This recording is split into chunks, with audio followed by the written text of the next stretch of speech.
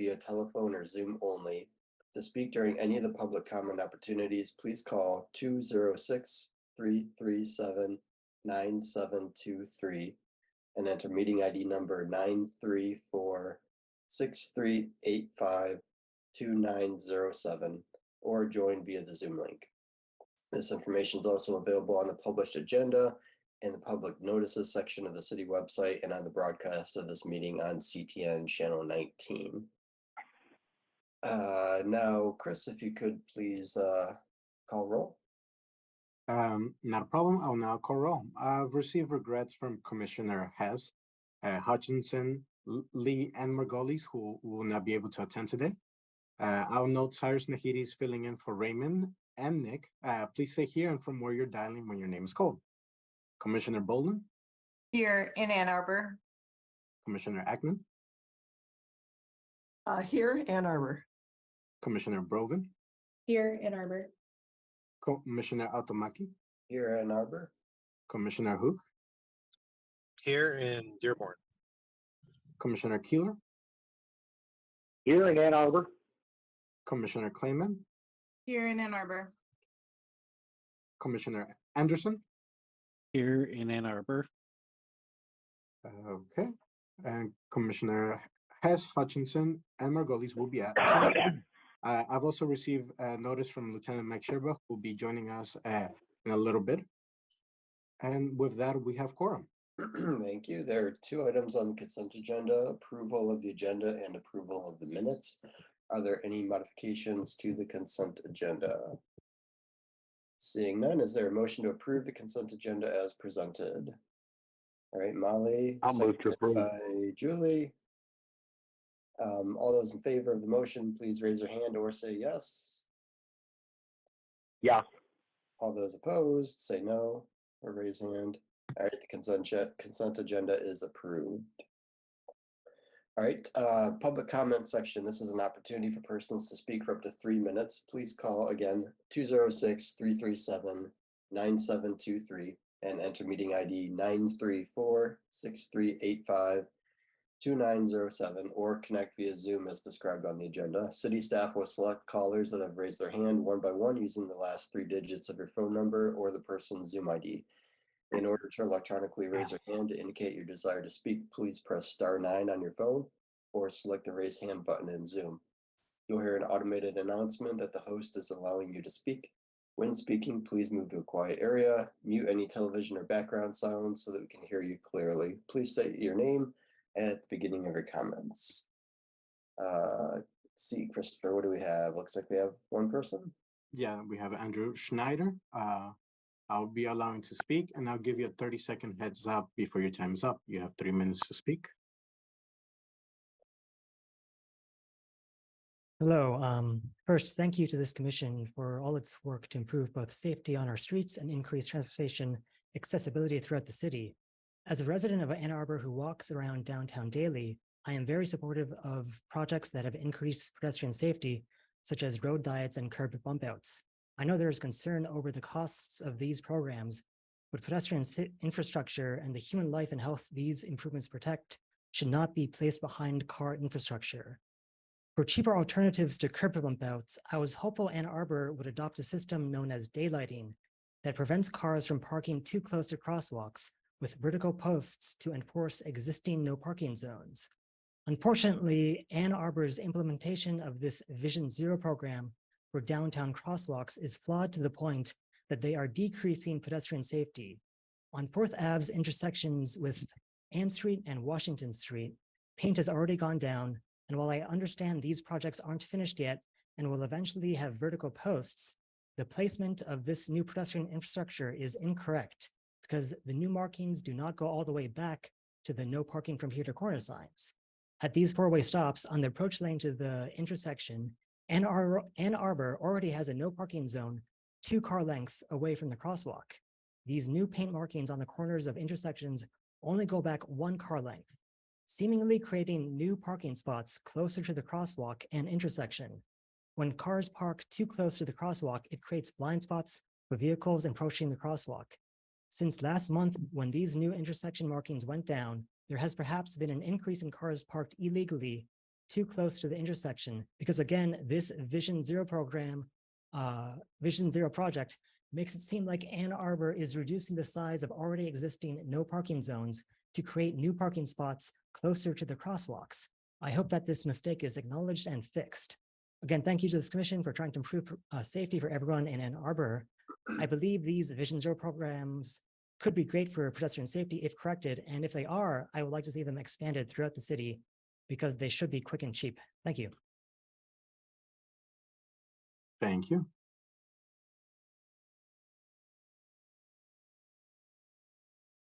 Looks like there's no one else.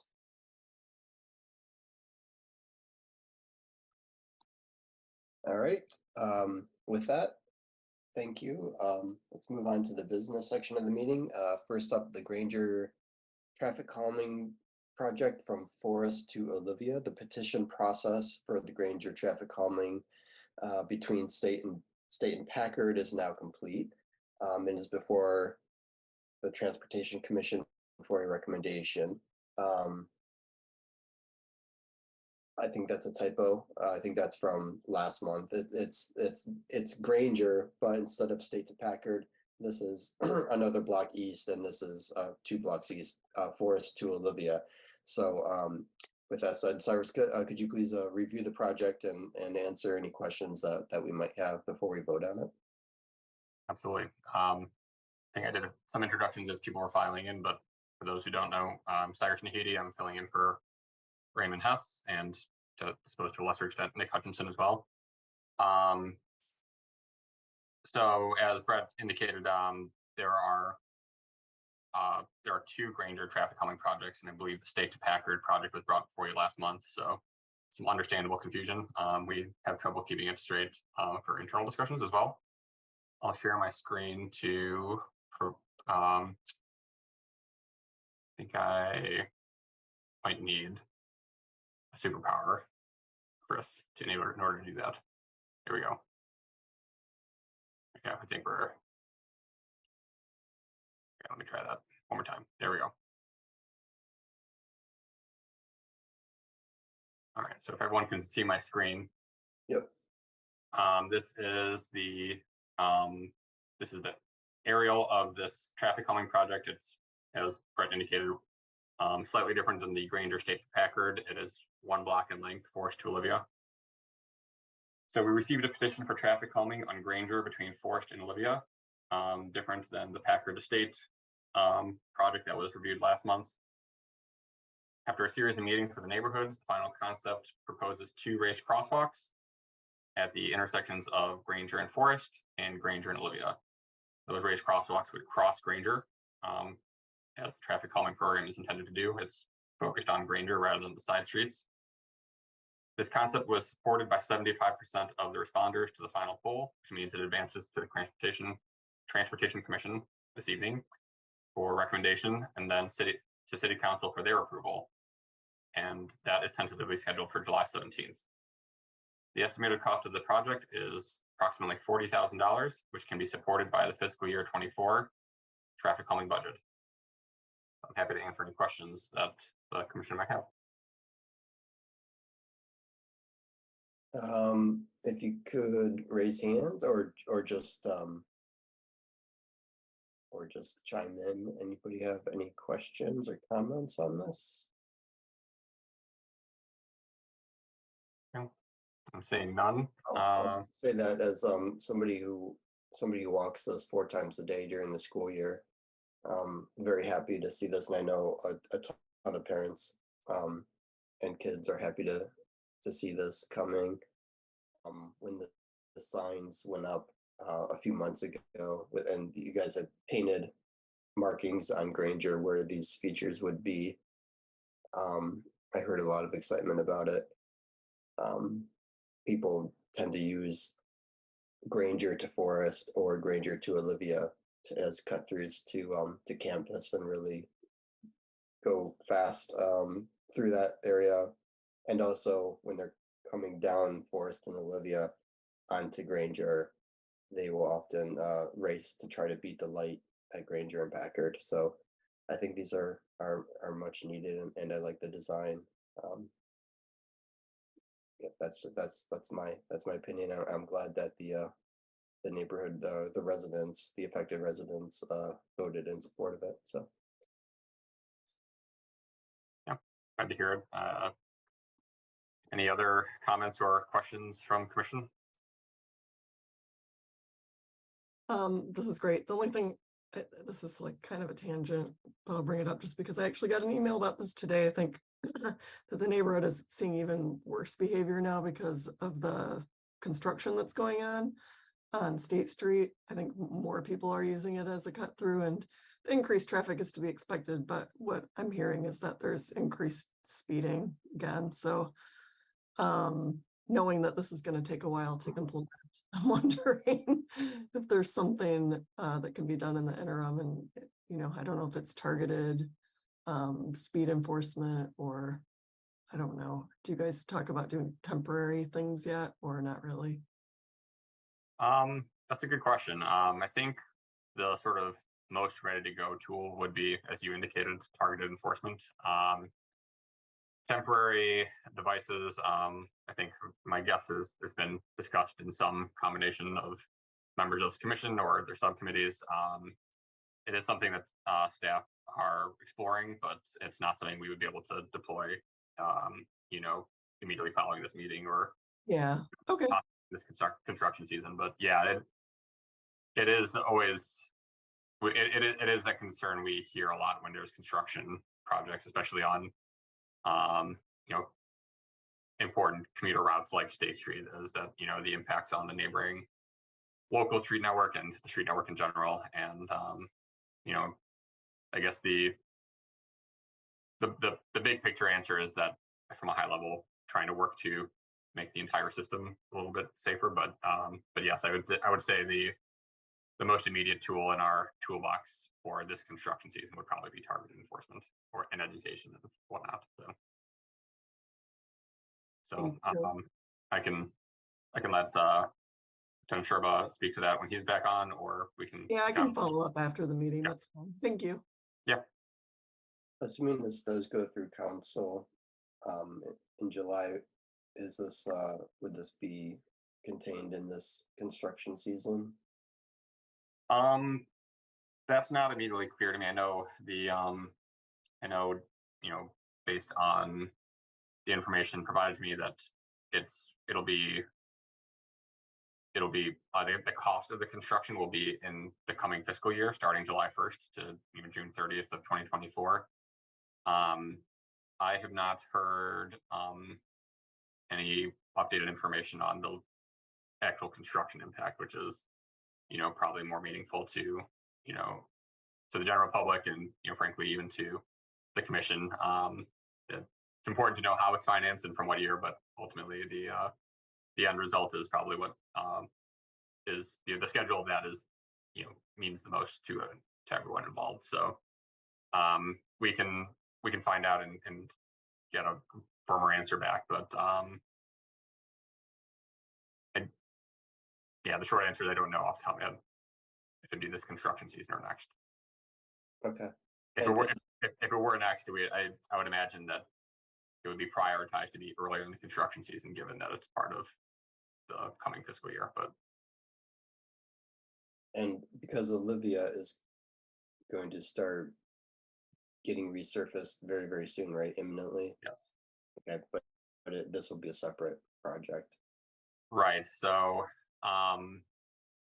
yeah, there are some sort of implementation details for staff to figure out in terms of, you know, as you know, for those who attended or follow this project, this might not be news to those who follow the project, but perhaps the whole commission doesn't know. But the elements of what's shown here with a raised crosswalk, especially because there are no existing crosswalks and the accessible ramps for the crosswalk, since none of that exists right now, there'll be a combination of existing programs, including traffic calming, potentially resurfacing, and potentially the sidewalk program that would implement the various aspects of the project. For simplicity's sake, we, you know, in discussing it in the traffic calming meetings and in terms of providing that information to the public. We, even though we initially shared some of those sort of behind the scenes moving parts, but at the end of the day, since again, what matters and what the public responds to is what's the final product in the ground. That's what we're showing here, but the details of which program exactly executes which aspects of the work and at what time frame, I don't believe has been fully determined yet. Okay. But I think the main thing that's been determined is that the project costs would be through the traffic calming program, regardless of which program actually implements which pieces. So Are there safe routes to school sources available since this is a route to a school? Is the question about funding sources for Safe Routes to School? Yeah. I'm not aware of that. That's a good question. But I know, this project is certainly, coordinated with the Burns Park Safe Routes to School Committee, and that's more of a coordination exercise and not answering the question of funding. So I think I can answer that. No, Safe Routes have to apply for a grant through the state each year. And that didn't happen, or hasn't happened for 3 or 4 years now. So the Burns Park Safe Routes doesn't have any grant money. We're hoping to apply this year though. And there might be limits on how that can be used, if it's on school property or not school property, but it won't be available for this. And those grants are either, I think they were $10,000, they might be $15,000 now. So it would be able to contribute a chunk to this, but certainly not all of it.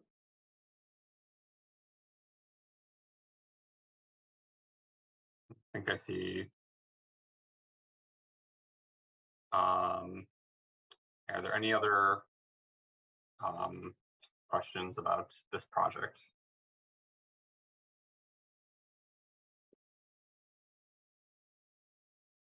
Okay. I think that wraps up discussion. So Yep, I'm not seeing any questions. So can I get a motion, or is there a motion to recommend approval of the Granger traffic calming project between Forest and Olivia?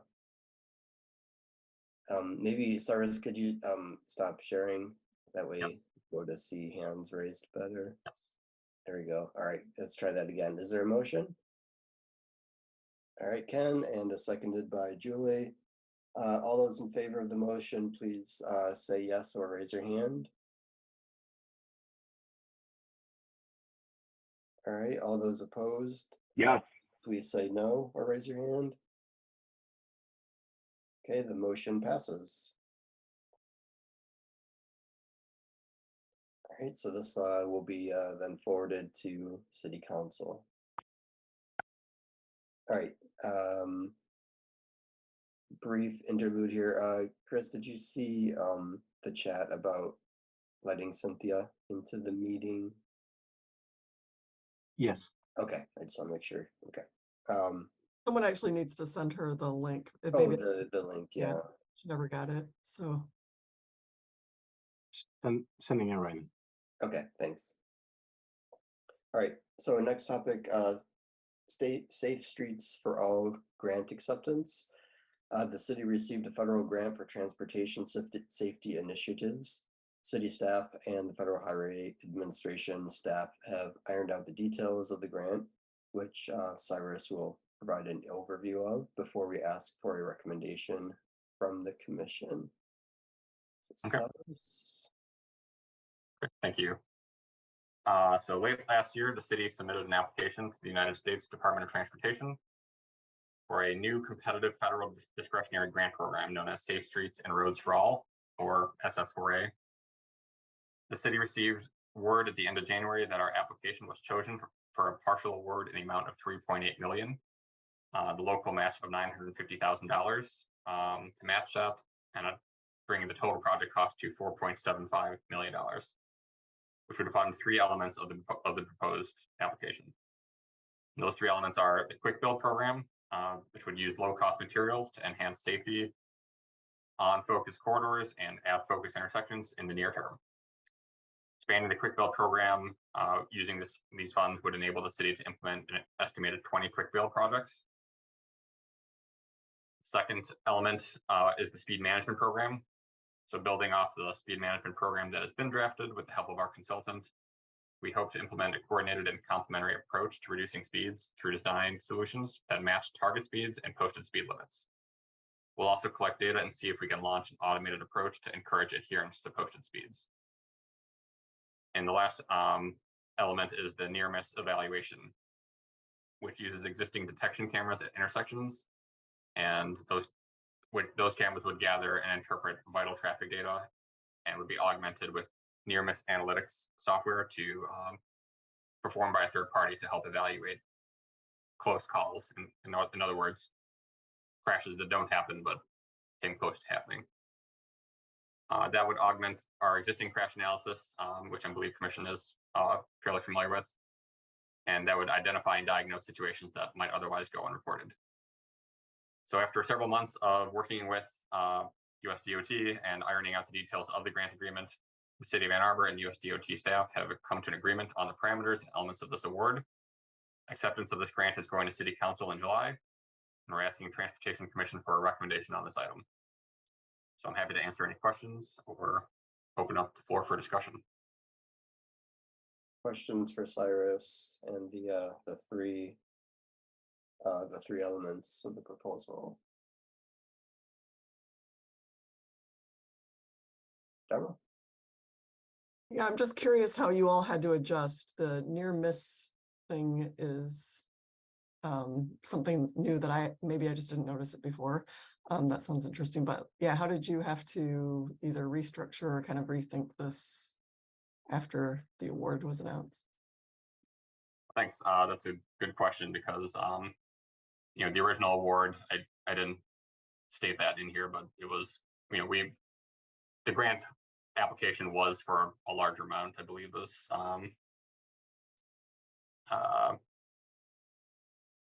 something closer to $16 or $17 billion in terms of an ask. I think the request to the federal government was for 16.2 million, and then the rest would be matching. But that included something like 15 or 16 different elements, and only 3 of which I read off to you.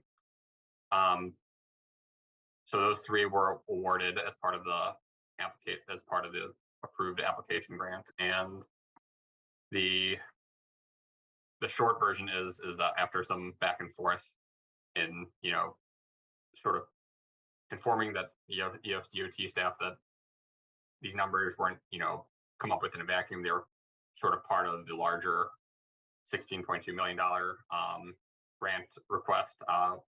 So that means that even though all of those 3 elements were funded at the full amounts requested, they were intended to be part of that 16.2. So we kind of went through an internal discussion and again, sort of discussion with the USDOT staff about what proportion, with 3 approved elements of our application approved, how could they be prioritized differently for either different funding levels, different resources put to them, and also more important,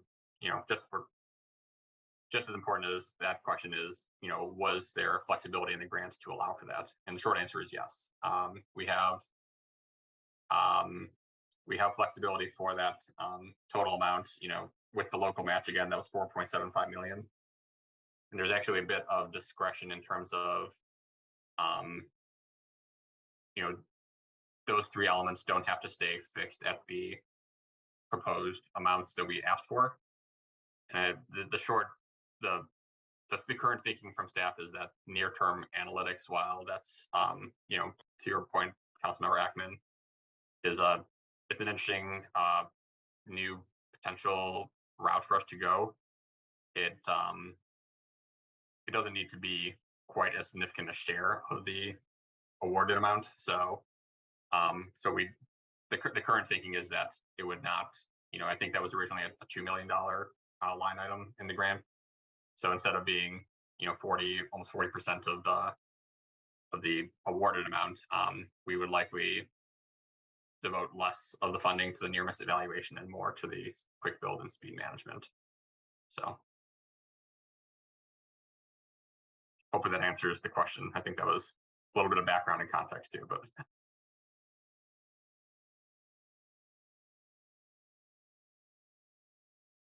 Question about the near miss evaluation element. So using software and a third party to analyze the analytics, that I understand that, but what would the next step be as far as identifying and diagnosing? Well, is this, will it identify solutions, or is it just assessing what's happening out there? so it would focus largely on the former or I guess largely on, I suppose, the latter of what you just said, which is identifying what's happening out there. If you think about the current crash reporting that I think you are all somewhat familiar with, at least, is there's information about what type of crash occurred and what the police are able to recreate and put a narrative to about how the crash occurred, what vehicles and pedestrians and cyclists were involved, and then I think the near miss analytics would provide that type of information about a crash that didn't happen. So for instance, if there was a close call crash that didn't happen and what it came closest to happening was, for instance, a sideswipe crash, then the solution set would be similar to what we would use to address a sideswipe crash. So I guess it's focusing more on what type of crash almost happened, and then from there the toolbox of solutions is similar, I'd say, to our existing toolbox for mitigating crashes.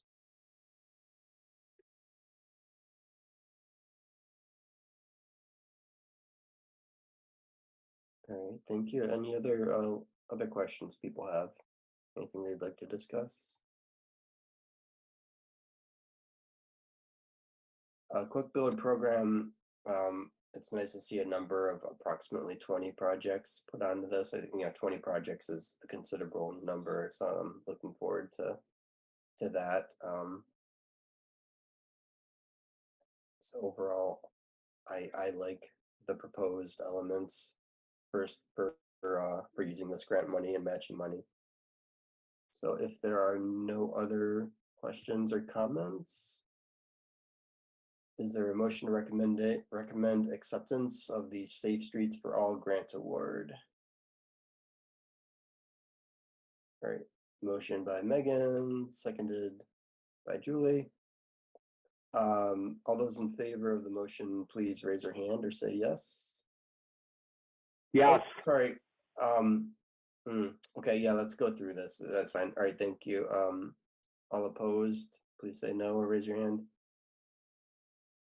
All right, Peter, I noticed you raised your hand. Was that raising your hand to vote yes or raising your hand to comment?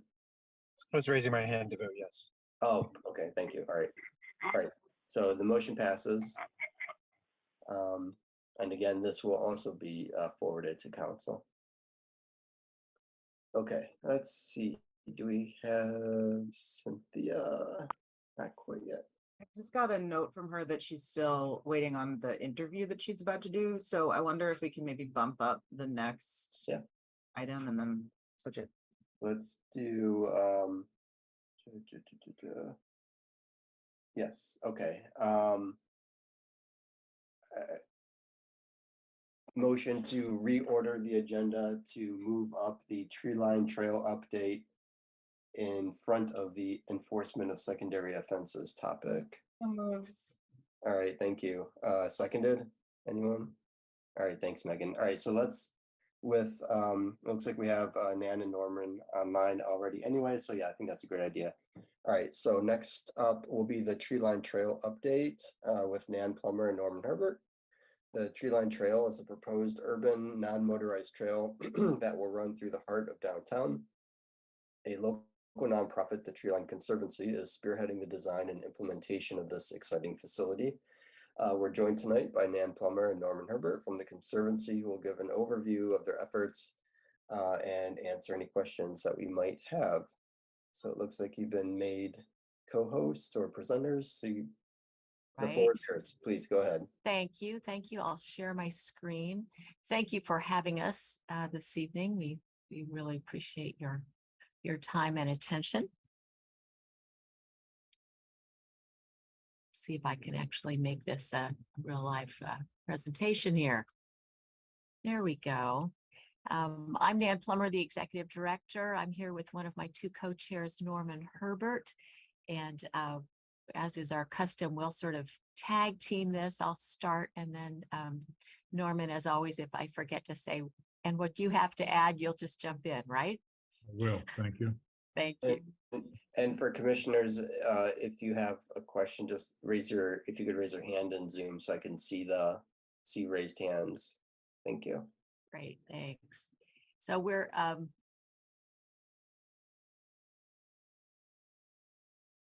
pretty single-minded small nonprofit that exists to create this trail as described, and the hope that this is an integral connector of Ann Arbor from one end to the other, a funnel from many neighborhoods to important destinations along the way and at either end. Especially exciting is what's happening at our riverfront, although the idea for the trail predates a lot of this new development. And the stadium, as you'll see, and as you know, is an important destination as well.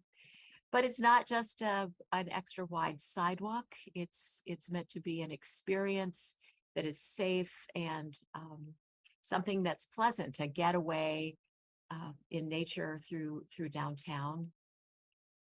We think that this will bring economic benefits, as trails usually do, to their towns, beautify the Allen Creek Valley, which is, as you all know, a floodplain and not in many places suitable for much else than a trail. And as we go, stormwater quality will get improved and mitigated. And we're finding too that a lot of the contamination and the invasive plant species and so on that occupy this narrow strip are things that will get improved for people as well. Norman, what do you want to add at that point? No, I think you're doing fine. Just okay, thanks. I'll keep going.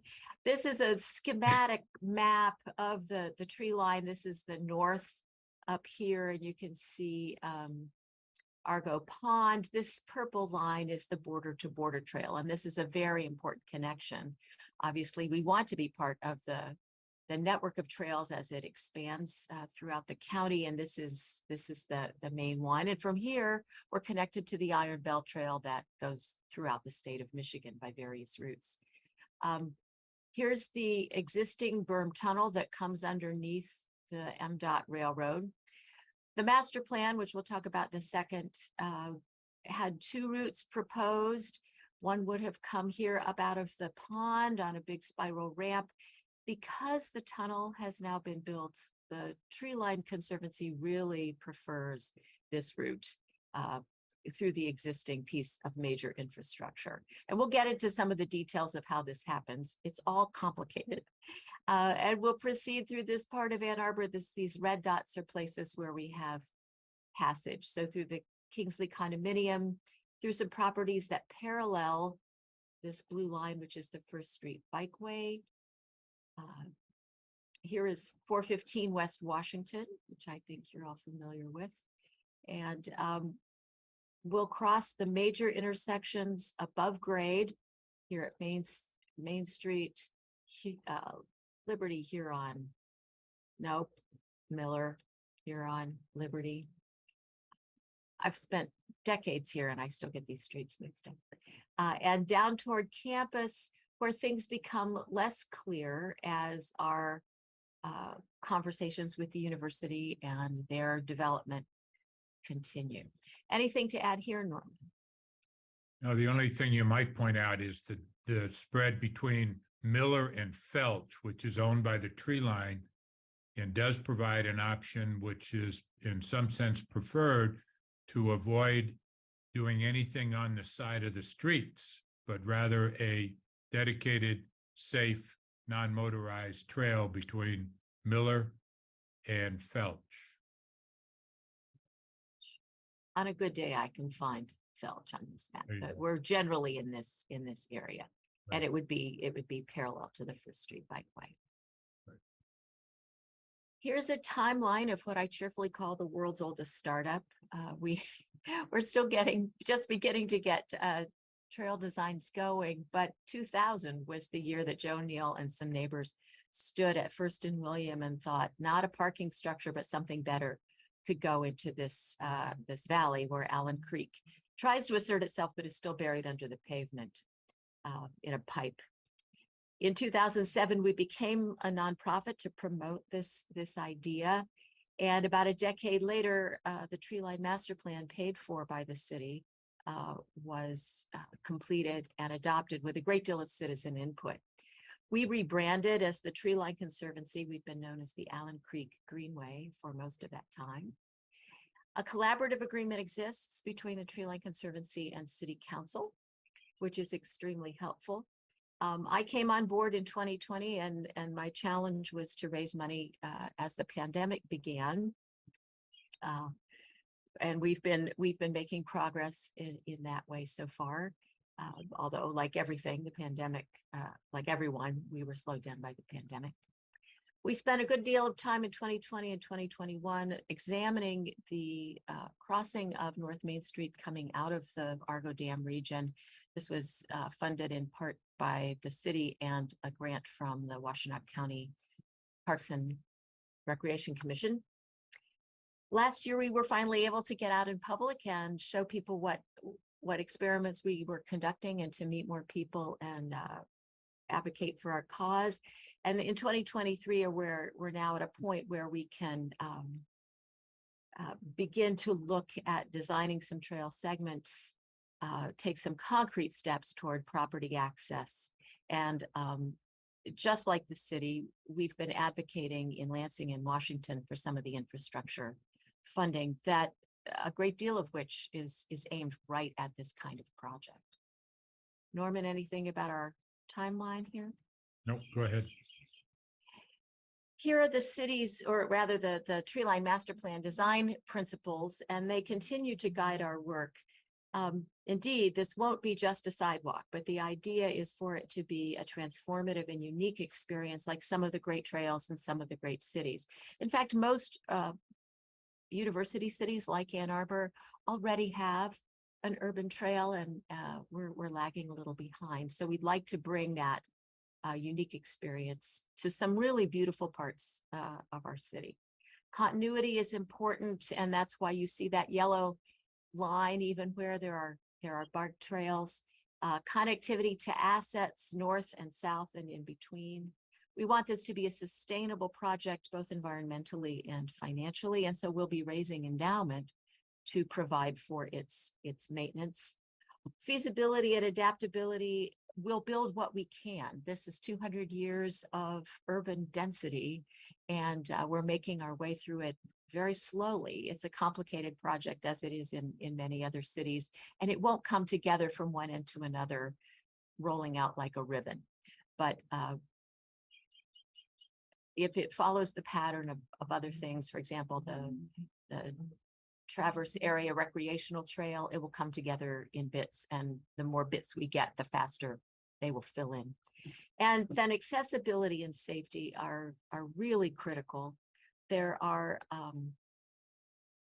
populations that aren't safe on street adjacent bikeways. Pedestrians aren't always, it can't be accommodated on bikeways at all.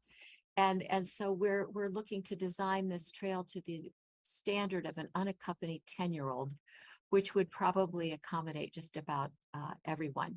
There are a lot of obstacles in the urban landscape that we will overcome, and this is maybe my very favorite slide to illustrate that problem. This isn't a scene from Night of the Living Dead, but a U of M football game in November. at an undisclosed location near the stadium, but this is the kind of pedestrian traffic that we're hoping to prevent from unsafe areas, roadways, as well as railways. Anything else, Norman? No, go ahead. Okay, these are the city's 4 pillars. They're probably very familiar to you, but I think you'll see a lot of overlap with the design principles of the trail, which were set forward in the plan about 5 or 6 years ago. But now we're still we feel that we're on track with what it is the city wants to do with infrastructure, economic development, sustainability, and overall quality of life. Shall I move on? Please.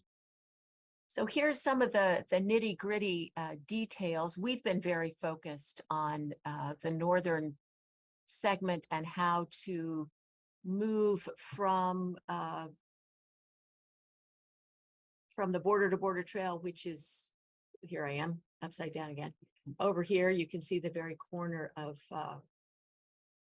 Argo Pond, and get across Main Street. So the general idea has varied from this a bit, but the general idea is still the same, which is to come out of this tunnel, double back, go airborne somewhere in this complex of parking lots through some private property. And Norman and Joe O'Neill, our other co-chair, have been in constant conversation with property owners in this segment.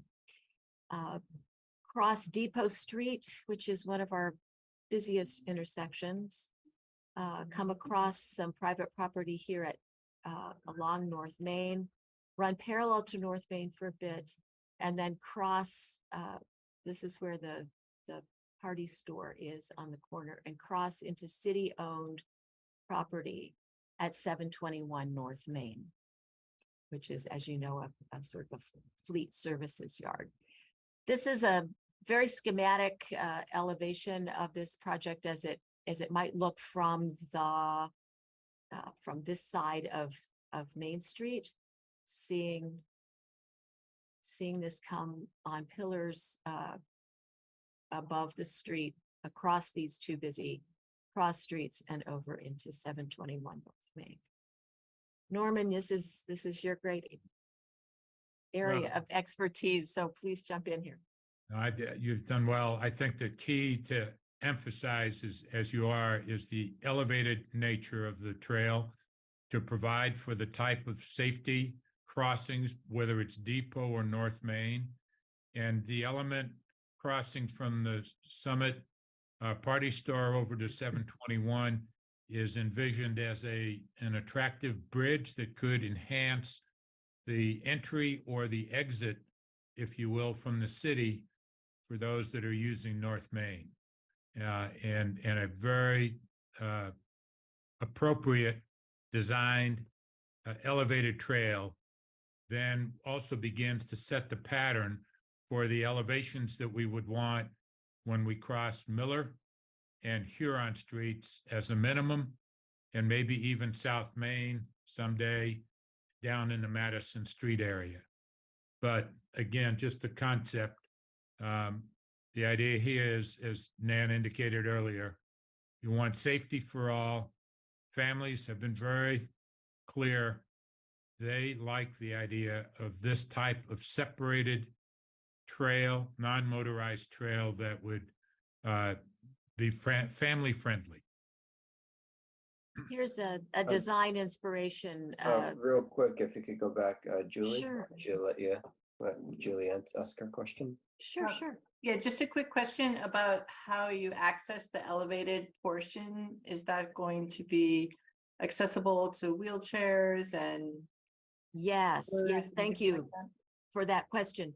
The whole trail is being designed according to standards set forward by an organization whose acronym I can never unpack in the heat of the moment, but AASHTO standards, and that includes ADA compliant ramping. So over here, where we're close to the railroad track, just as the berm tunnel itself is, the grade is never more than 5%.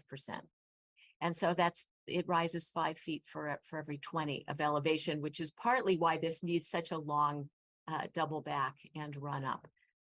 But this is designed to have ramp access throughout. We haven't talked in great detail about the possibility, for example, of stairways or elevators at places like this, which, as you can see, is suggested here, might be a kind of an urban plaza, a green space. There certainly are possibilities for mechanical as well as stairway access to the trail from some of these elevated places.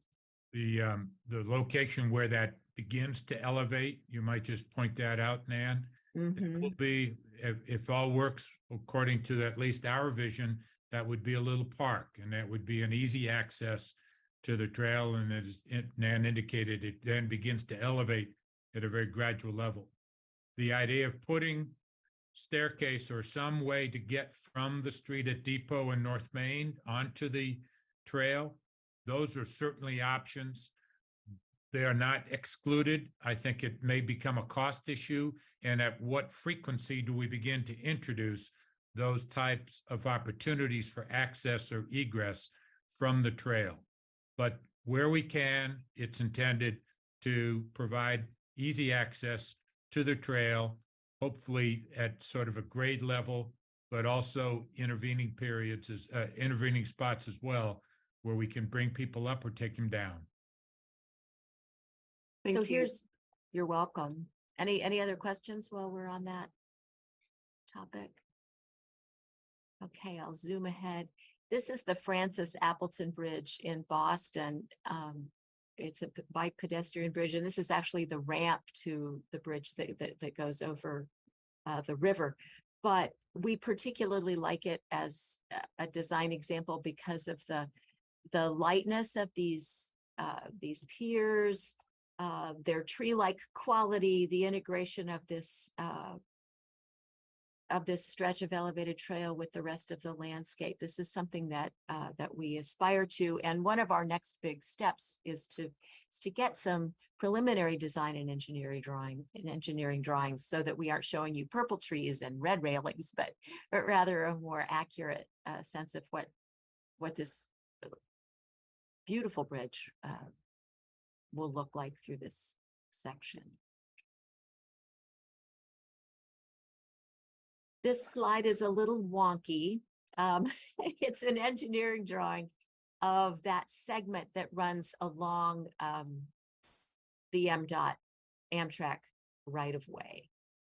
This is the big white building there at 201 Depot Street, and we're doubling down right now on this segment. We need 3 key measurements, for example, and we're working with MDOT and Amtrak to get in there to do the very quick but critical work of exactly determining measurements, because it's a tight squeeze, and as a few other places may be along the trail. So this is the next big project. Norman, what do you want to add about that? What I might add, the blue is the piece that's coming out currently from the berm trail, the berm tunnel, I should say, under the railroad. The yellow is what is being proposed. What's hit the wrong button there, sorry. About this is that in the early stages of our development of a design, we began to think about elevating from the point where you'd make a 180-degree turn to go from the blue to the yellow and back along going north. The elevated element was of concern to the railroad because it would have interfered with any potential maintenance of their track. To eliminate that issue, we have gone back and redesigned, and as Nan has indicated, very carefully measured the amount of space that's required in order to put a trail in at grade. And we have introduced the concept of a fence that would provide for the safety that the railroad is concerned about. And should maintenance be required, that fence can be removed as part, at the expense of the tree line, as part of our maintenance agreement. And that would then allow us to get to where we were talking about beginning the elevation at a green area and coming up. The important thing, I think, for the commission is that after 6 months of deliberation, Amtrak encouraged us to go ahead and submit a proposal. That is, they did not say no to what we introduced as a concept.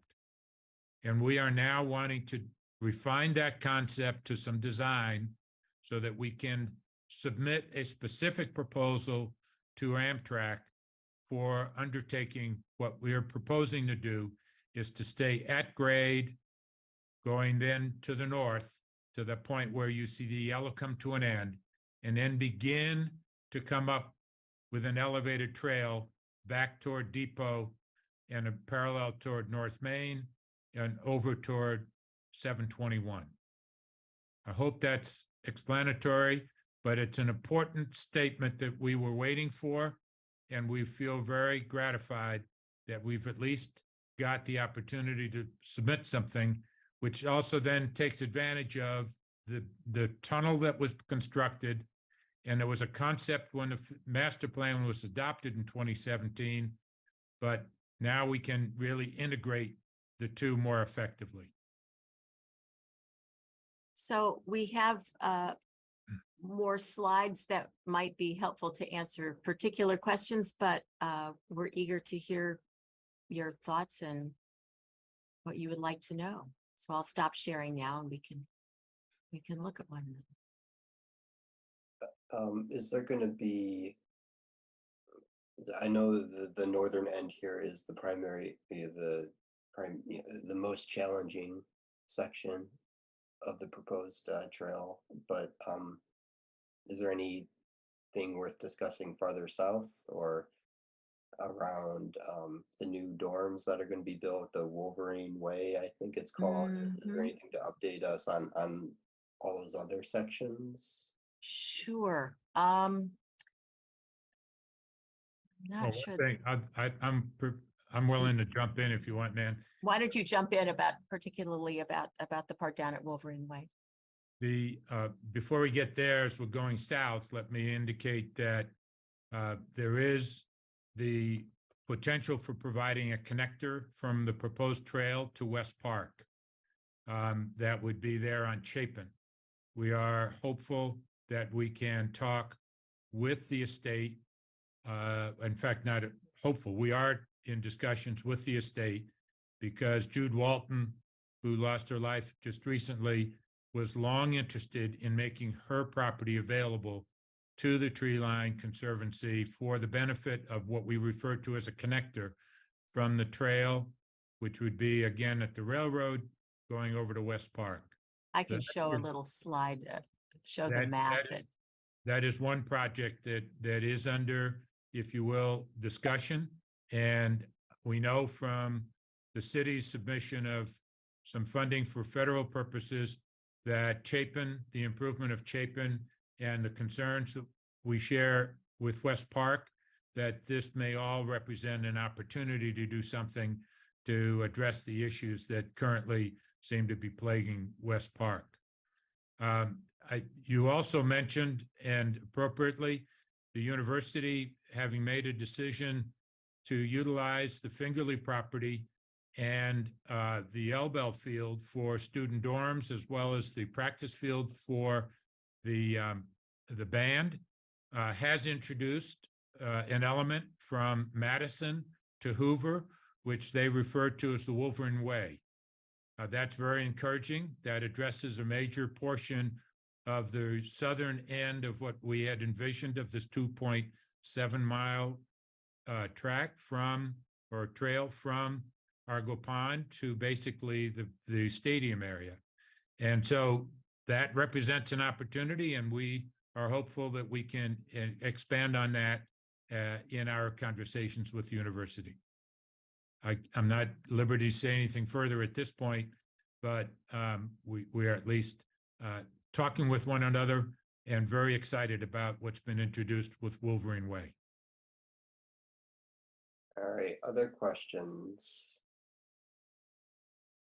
I have a few quick slides here of some other things that we're working on that you may have seen. We've been putting in a test trail at 415 West Washington. It's this parking bumpers and a whole lot of weeding and planting and mulching and but we're learning a lot about how we're going to be able to remediate some of these neglected sites that we go through. We'll be completing this sidewalk here through the Kingsley condominiums. And this also gives you a view of the property that will come, the trail route, the main trail route that will come down alongside the railroad. This is actually an address at Miller Avenue. And we would like to do a pocket park here where that long skinny property comes out at Miller. So those are some of the things that that we're working on now that we're able to get our hands around. And so there should be some tree line on the ground fairly soon. Relatively speaking, fairly soon. I noticed that the northern end part that you presented is presented as option C. Is it a settled decision, or is there an option A, B, D, etc.? Is C what we're going with for now, pending Yes. railroad Yes. approval? Or okay. Go ahead, Norman. I was going to say the alignment study that Nan referred to earlier really resulted in two different options. The one, which was the original master plan elevation structure coming out of Argo Pond, going up some 36 feet to cross North Main as well as the railroad and intersect with Wilt. The second, which was just an idea, was the installation of the berm tunnel, which is referred to today as option C. At the time when the master plan was adopted, there was no knowledge as to whether the berm tunnel could be installed or not, but it major investment and it's in place. I think what's important to take into account is that option A would have required a level of working with Watco, the private railroad company. And they have not indicated a willingness to really make option A viable option at this point. Doesn't mean we couldn't continue to go back and explore that, but at least in a preliminary, both an option A and there was an option B that would have actually been on the east side of that railroad trestle coming across by those office buildings. And when we visited those options with Watco, they were clear they were not supportive of option B because they would not have been able to do the required maintenance on their track. So we were left with two options, which were those the alignment study resulted in, A and C. And out of those, A still each have challenges, but we think we have greater opportunity to implement C, willingness on the part of some of the stakeholders in the area to work with us. And we were not getting that message in our initial conversations with Watco around option A. Understood.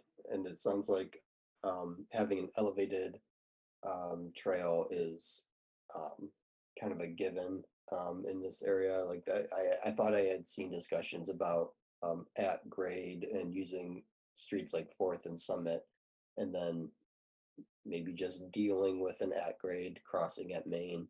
Is that off the table? We're definitely doing an aerial. Well, I can jump in there. For the record, we are in favor of safer at-grade crossings for pedestrians and bicyclists. Not every trip through Ann Arbor needs to be on the tree line, and it won't be. So it's not an either-or situation. But most of the tree line is at grade, and elevated crossings are planned only for those truly major thoroughfares with tens of thousands of cars a day. So we we advocate for greater safety at grade, but again, the design principle all along has been grade separated, continuous experience, beautiful experience, and safely away from traffic. And this is really a way for the infrastructure to privilege people who are walking and rolling. Even when we reduce our traffic volume, if we reduce our car trips and carbon emissions, it won't matter what's powering the engine if a vehicle hits you at a crosswalk. So we're still committed to this idea of getting above grade. Yeah, no, I think that's elevated is awesome, as long as it's feasible. It's not cheap. Yeah. But we do keep hearing that in the long run, the costs are worth it in lives saved. And it's worth noting that North Main in this area, or all of North Main, I think, is under MDOT control. So we have limited ability to affect grade or at grade crossings, unfortunately. Julie? Yeah, so I'm just thinking about some of the trade-offs about the elevated way, and I'm wondering if because it's less sheltered, you'd be more exposed to the elements.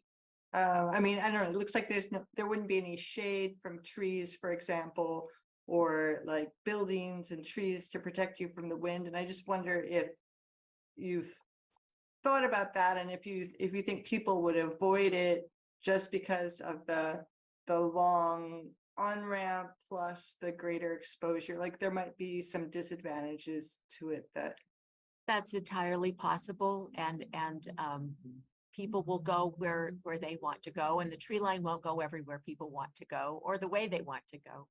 But the major impediment, we think, is danger from vehicular traffic. And this is, engineering, safety engineering isn't my field, but there are ways to make these relatively high altitude segments certainly safe. No one will get blown off them, and but we're not called the tree line for no reason. We're committed to creating green space wherever we can along the trail, and that's why I'm especially excited about this potential pocket park at Miller, where there will be trees below and eventually an above grade elevated crossing in the same spot. And we're planting trees at 415 West Washington to see what native species will grow, that we can plant. All right, Peter?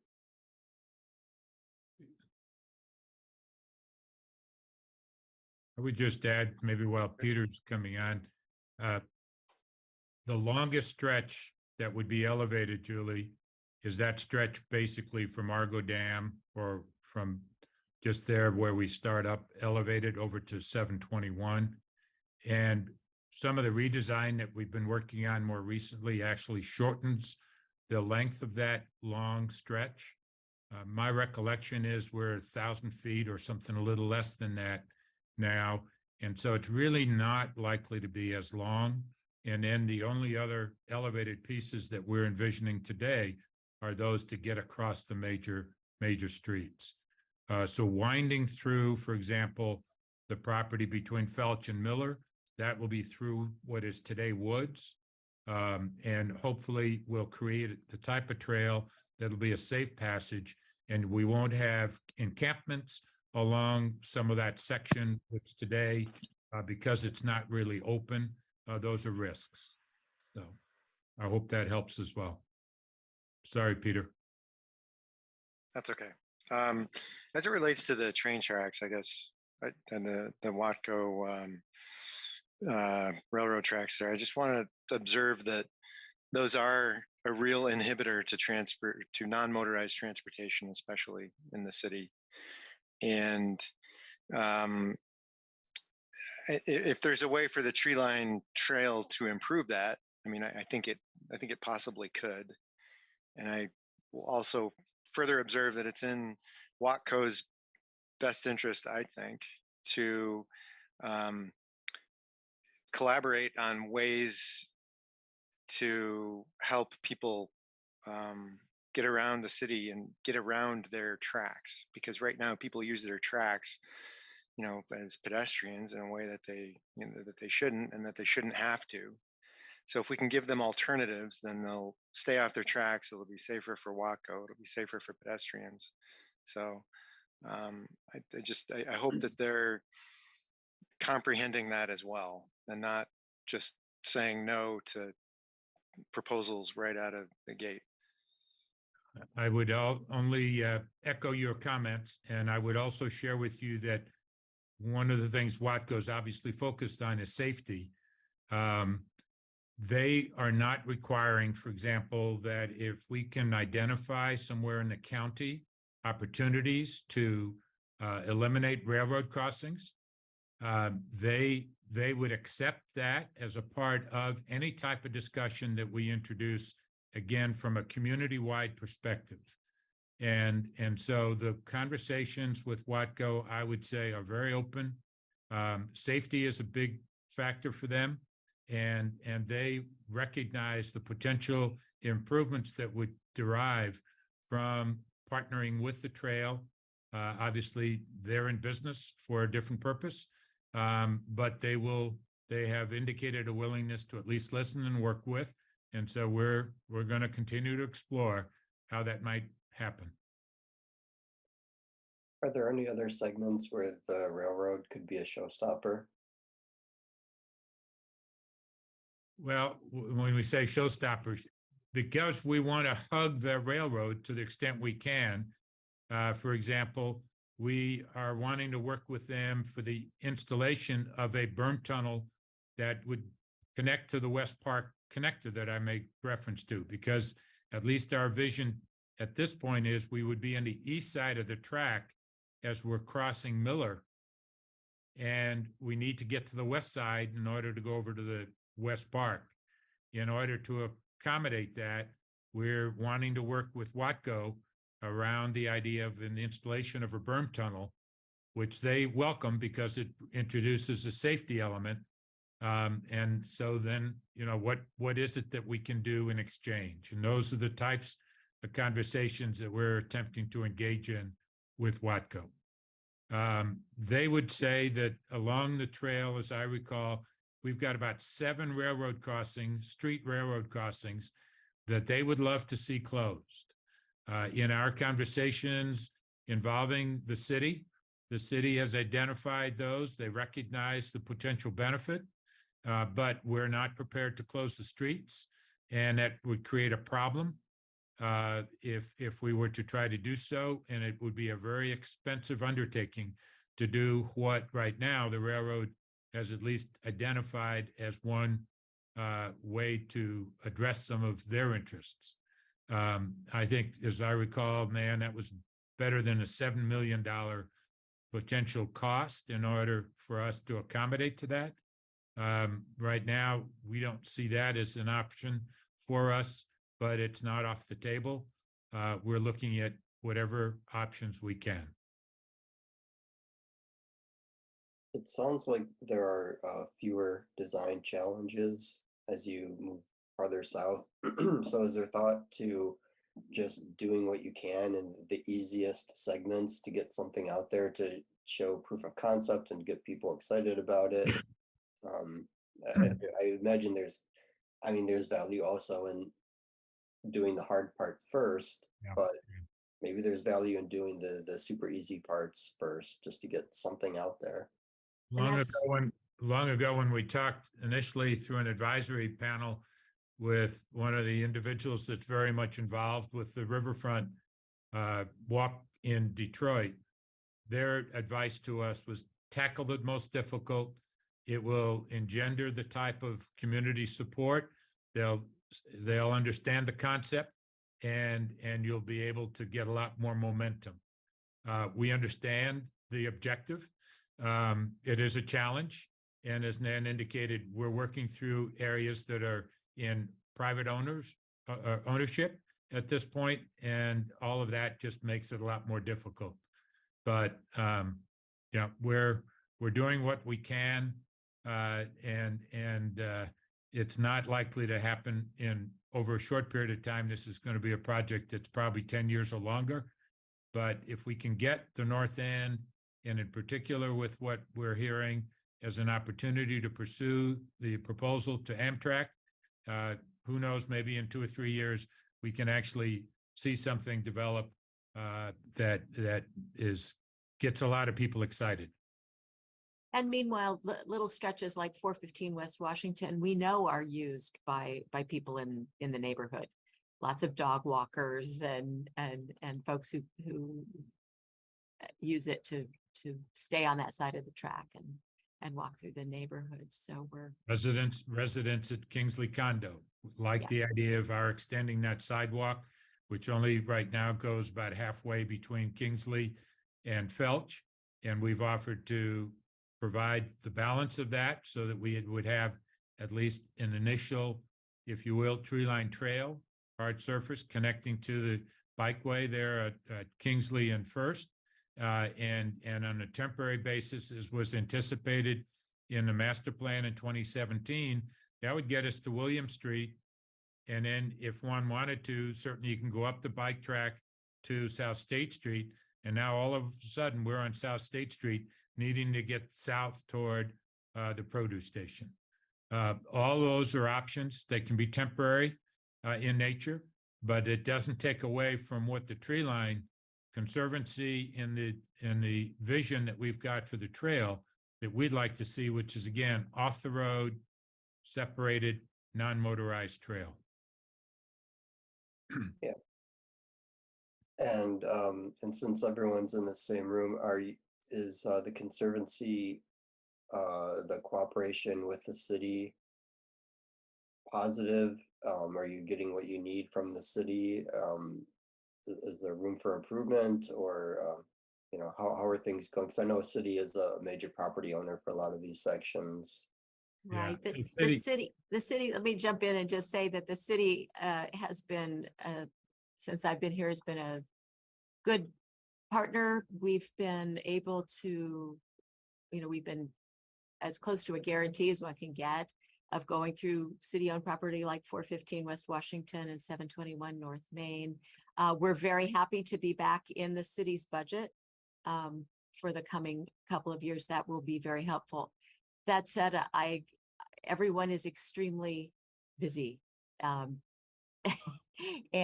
there are lots of projects. So, and I think Administrator Dohoney has said that if we could identify the $100 million that it's likely to take to do the installation, taking everything into consideration, some of the infrastructure issues for the city, et cetera. If that funding were available, we'd find a way to do it. We know that funding's not there today. We do know that there's federal funding that's much more favorably disposed to trails, and we're cooperatively trying to take advantage of those opportunities and apply. Some of the application can be done by the nonprofit. Some of it must be done by the municipality. But the important part is that we're working together in accomplishing that. And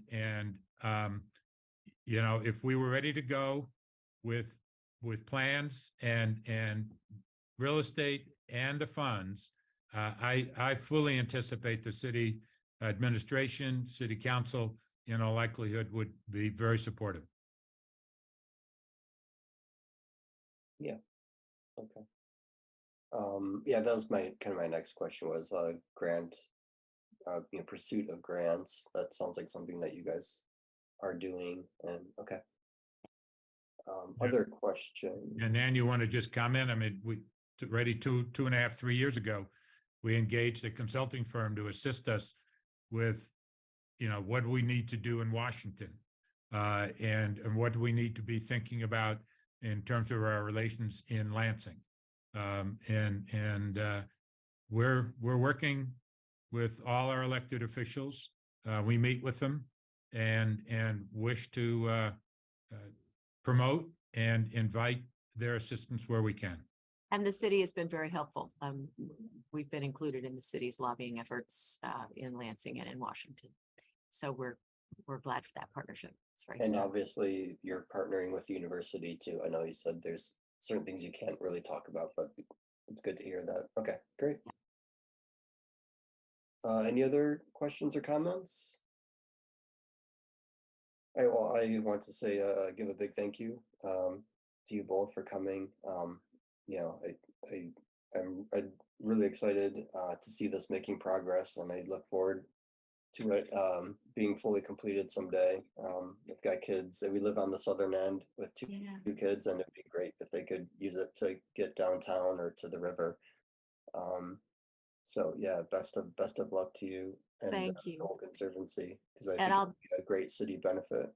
Thanks. And I'll just add, we have been very gratified and feel very well supported by City Council, which has great transportation advocates like Councilmember Ackman, who've lent their ears and their voices to this project, and others that support it. So we're grateful for that partnership.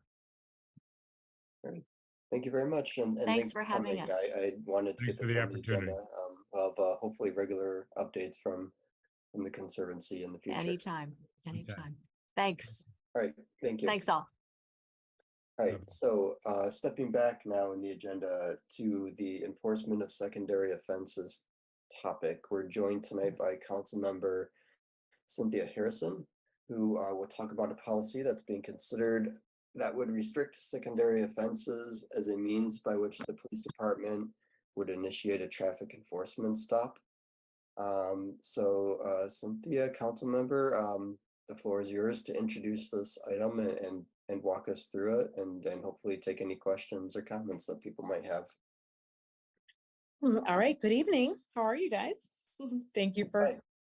having me, and I apologize for the switch of the schedule here, but I'm glad I was No able. problem at all. Yeah, thank you. Thank you for having me.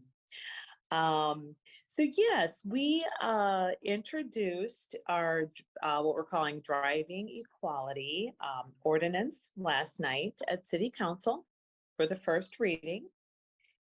And, you know, this is an ordinance, and I'm looking over at my notes. I've got some notes with me. It's an ordinance that is intended to clarify and direct the appropriate methods and circumstances for the initiation of traffic stops here in the city of Ann Arbor and the enforcement of traffic violations. Really in order to ensure equitable, transparent, and non-discriminatory administration of traffic stops here in Ann Arbor.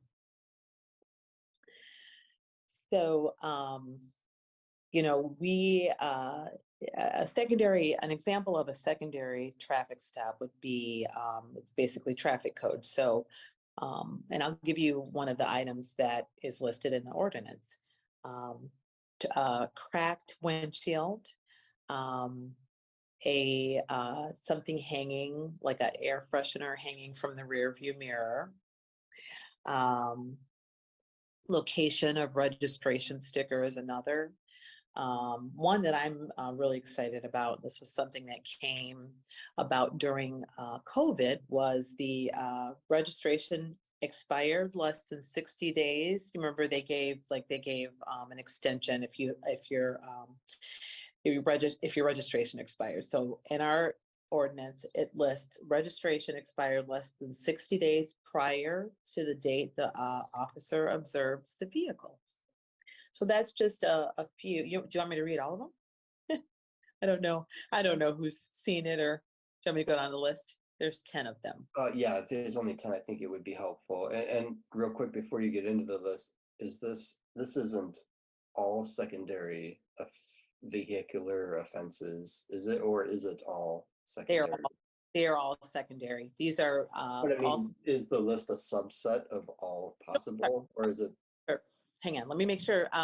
So there are many more than these secondary traffic stops. We selected traffic stops, secondary, low-level secondary traffic stops that were largely equipment related, and all, not related to safety. So So cracked or chipped windshield, we do have loud exhaust, tinted windows, objects hanging from the rearview mirror, cracked tail lamp, registration plate lighting violations, registration plate violations regarding to plate height or attachment, location of registration sticker, location of temporary or paper registration plate, so long as it remains clearly visible from the rear of the vehicle. And then the final one is the registration expired less than 60 days prior to the date the officer observes the vehicle. So that's the list. You know, what's so bad about, so basically that is what, that would be, those are examples of secondary, low-level secondary traffic violations. And, you know, you hear it interchanged often with pretextual stops. So, you know, when a stop for one of those offenses turns into like a reason to search the vehicle, that's when, that's what's called a pretextual stop. If I'm not sure if you guys are familiar with the term pretext stop, sometimes people get interchanged the two. It starts from stopping a vehicle, a driver, basically stopping a vehicle for one of those offenses that I listed. But then it's like, okay, now we've got you stopped. Now we want to search your vehicle. You know, we're kind of, you know, using that reason to stop someone because we have really an ulterior motive. We, you know, we have like there's some hunch, or, you know, we want to try to find something in the vehicle. What is so bad about these traffic stops? These stops increase the risk of physical, psychological, economic harm, especially in Black communities or with Black or Brown individuals. And in addition to social costs inherent in any interaction with police, the frequency of these stops and their disparate impact on communities of color compound distrust in law enforcement and governmental institutions, such as police. You know, and in addition to, you know, the prosecutor's office or anything, you know, tied to really the criminal legal system. So that's, you know, as a community member, somebody who, you know, was born and raised here, and as city council member, I hear from, and I also am somebody that actually works, I'm a criminal legal reform advocate, so I work in these spaces. So I hear from community members all the time how, you know, they've been harmed by these types of traffic stops. And for people that look like me, and I'm a mother, you know, we mothers across, you know, within our city, you know, within the county, in the state, within, you know, throughout the country, you know, we have, when we know that our children are driving, or our spouses or our partners are driving, or our brothers or our fathers, you know, we are in a constant state of fear, which is very harmful to our health.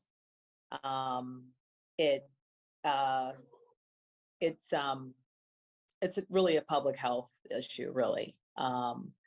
So, you know, these really what I am trying to do with this ordinance, myself and my co-sponsors, we're really just trying to limit contact between, I mean, it's very simple. We're trying to limit contact between law enforcement and civilians. That's really essentially what, you know, we are trying to do with this ordinance. We also, you know, believe that if officers are focusing less on these low-level secondary traffic stops, they can spend more time, you know, going after folks that are going 30 over or running the red light, or, you know, actually, you know, they can spend time, you know, stopping people who are actually participating in primary traffic violations, which would be speeding, running red lights. So that's a couple examples of a primary traffic violation.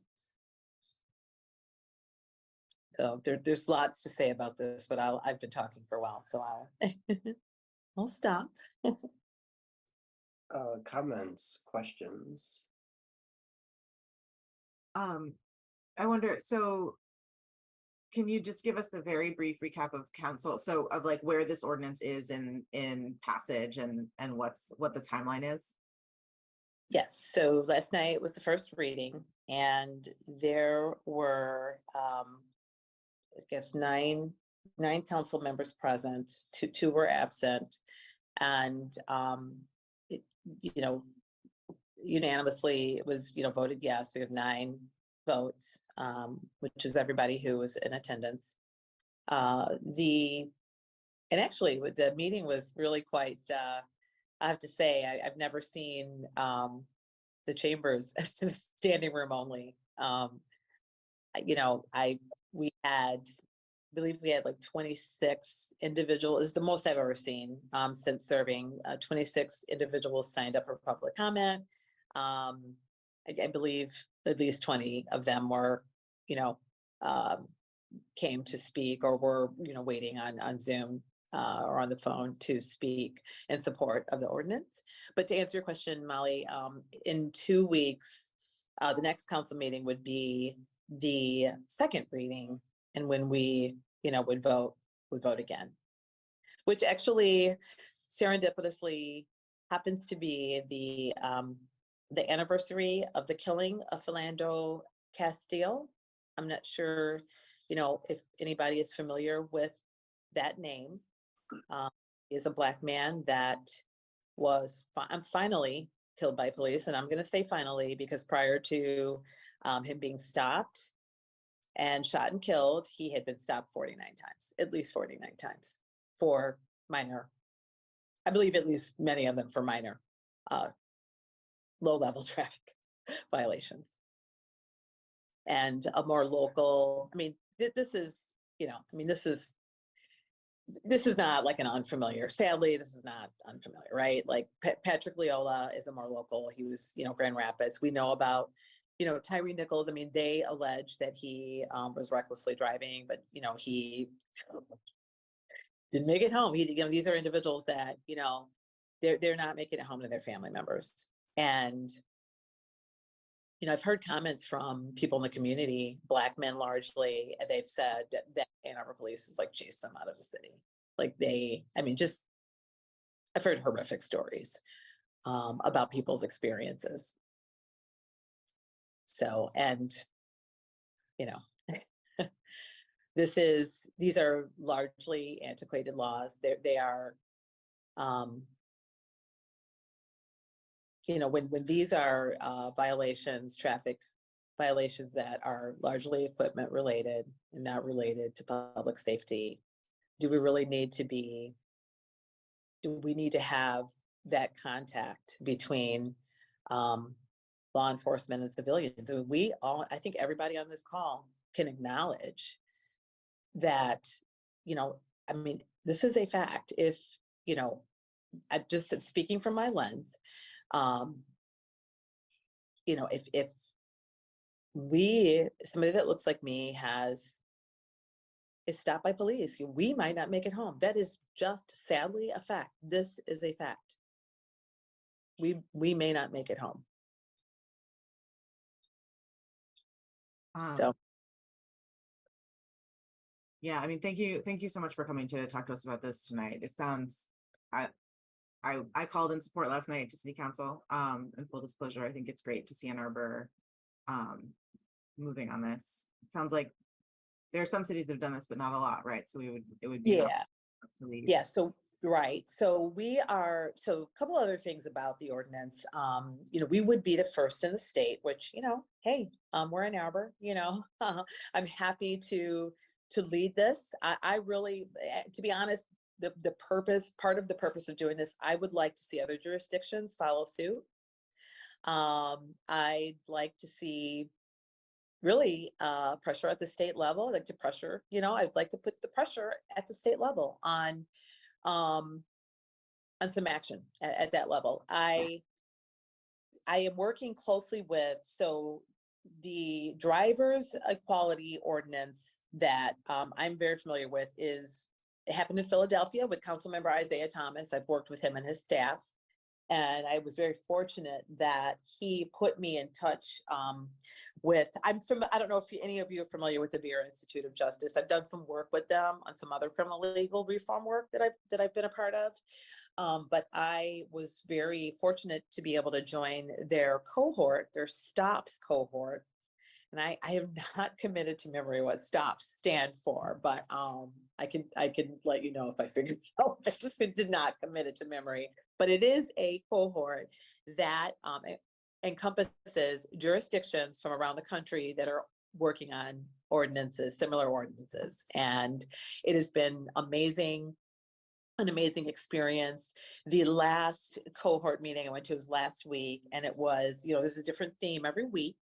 The theme last week was law enforcement. So we had, they asked for us to invite our police chiefs and, anybody in law enforcement. So I invited interim Chief Metzer, and I also invited acting deputy chief.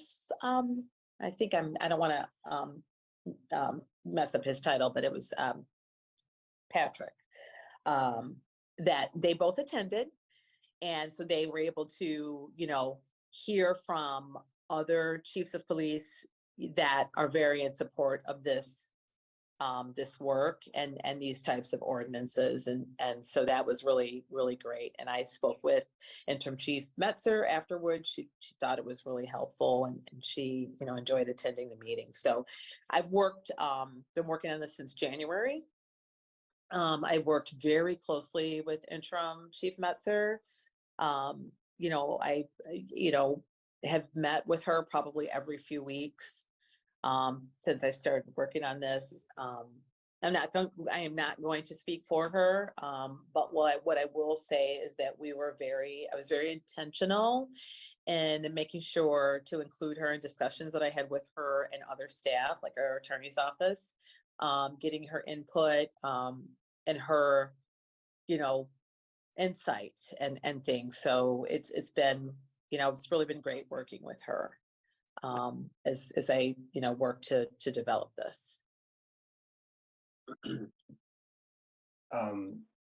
Thank you. Peter, you had your hand raised for a while. Is there anything you wanted to say? Oh, I'm sorry. Is there a hand raised?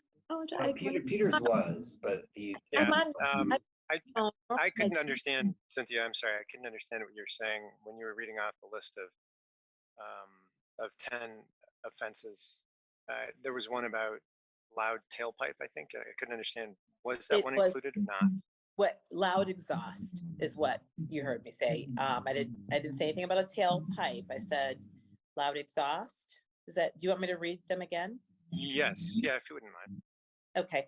And it also is, I believe it is available, but it cracked or chipped windshield, loud exhaust, tinted windows, objects hanging from the rear view mirror, unless the officer has a good faith belief that the object creates an unsafe visible obstruction. Cracked tail lamp, which that was actually amended last night. And I've got to go in my note. Oh, that was amended to read cracked, broken, or burned out tail lamp where at least one tail lamp remains functional and properly illuminated. Registration plate lighting violations. Registration plate violations regarding plate height or attachment as described in MCL 257.225 as amended. Location of registration sticker, location of temporary or paper registration plate, so long as it remains clearly visible from the rear of the vehicle. And the last one is registration expired less than 60 days prior to the date the officer observes the vehicle. That was actually Amy's suggestion. We talked about it. We worked with her. She asked us to take one off. We did, and we replaced it, and that was reflective film. So we agreed to remove that.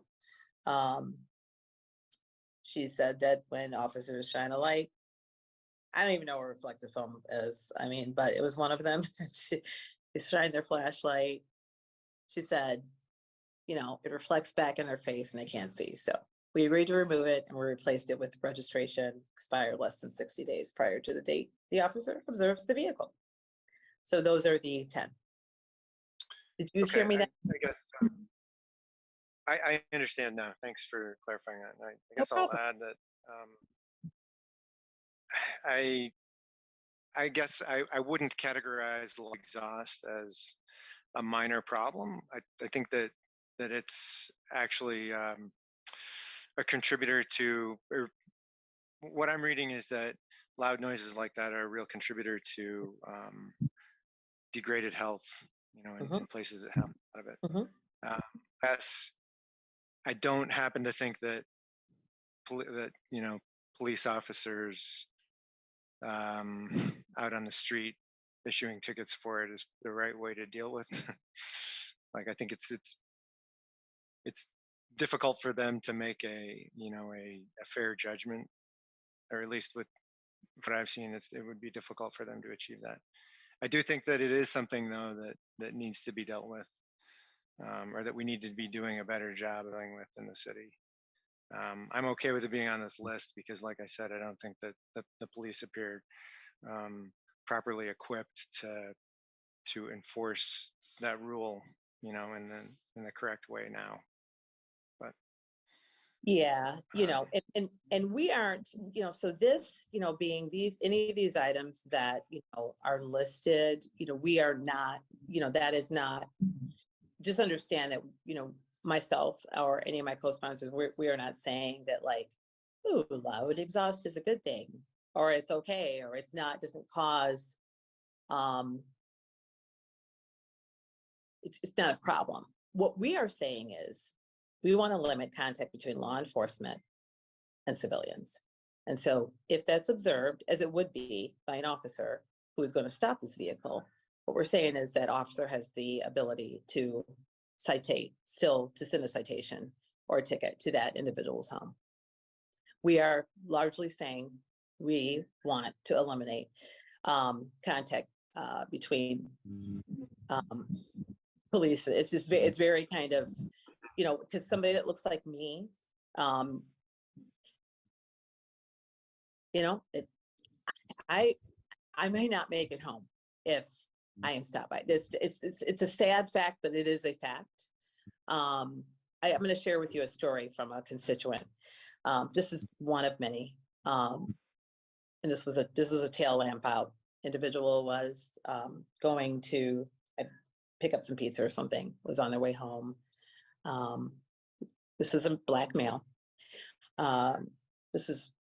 They were stopped by police. Once they were stopped, they were pulled out of the vehicle. I guess maybe needed to search, whatever, found a reason to search, turn into a pretextual stop because they were stopped because of the light being out. One of the officers was pushing, kind of shoving the individual up against the car, like repeatedly shoving the individual up against the car. I guess trying to get a rise out of him. I don't really know, but his partner had to intervene, and he intervened and pushed the officer off of the civilian. Now, perhaps suppose that individual, that civilian, reacted in a way to that officer pushing him, shoving him against the vehicle, trying to get a rise out of him. That person may not have made it home that night. That's what I'm trying to limit. that makes sense. Thanks for your work on this. I think yeah, you're welcome. great change for Ann Arbor. I'm in favor of it. Yeah, my pleasure. It's a lot of work, but I'm exhausted. Dharma, I saw you had your hand up earlier. I was going to point out what Councilmember Harrison pointed out about how this doesn't prevent the issuance of citations. It prevents traffic stops for these specific things. But she said it so well herself, so that's why I lowered my hand. So, yeah, this doesn't prevent, the issuance of a citation if the vehicle is parked somewhere you know, or if the person is pulled over for a primary or moving offense. Or is even it- if they're moving, I think you can still issue, right, Cynthia? Like if there was an expired plate, the officer could still issue. Yes, a ticket, yes. Just And- not by and- pulling them over. And if the person is speeding and they have loud exhaust, that's a primary, the speeding is a primary offense. So they would be cited for, you know, it would be all the violations, right? But the reason for stopping would be for a primary offense, not for a secondary offense. Yeah, okay. So I noticed there's a carve out for things hanging from rear view mirrors that good faith belief could be that is obstructing vision. I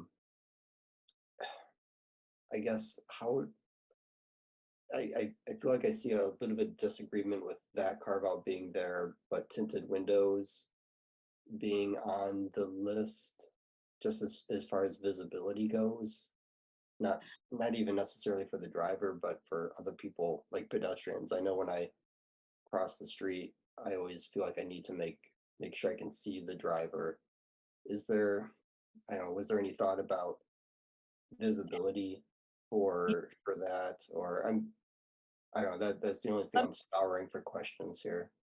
Yeah, I'm sorry. Well, let me make sure I understand what it is you're asking me before can you, are you I know you're referencing tinted windows, right?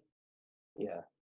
And the question is, or So maybe if there's still a concern that things hanging from the rearview mirror could be a visibility issue that I guess somebody could still be pulled over for as a secondary offense.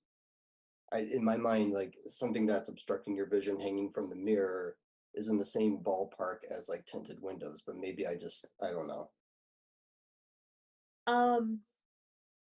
I don't think so. I think if somebody's got something very large hanging from the rear view mirror, I don't know. Evidently, somebody was telling me like back in the day, they used to have these great big, I don't know. She was describing, was one of the attorneys I was working with, she was describing this great big thing people used to hang from their rear view mirrors. I don't know what she's talking about.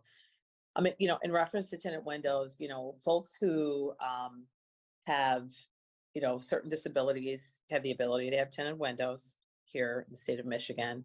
It was mentioned last night by, Dr. Jackson, that she had spoken with Chief Cox before he left about tinted windows, and there's like California, Florida. I mean, there's other states that, you know, they, you know, allow tinted windows, and there's not issues in terms of, you know, because I talked with the attorney about this.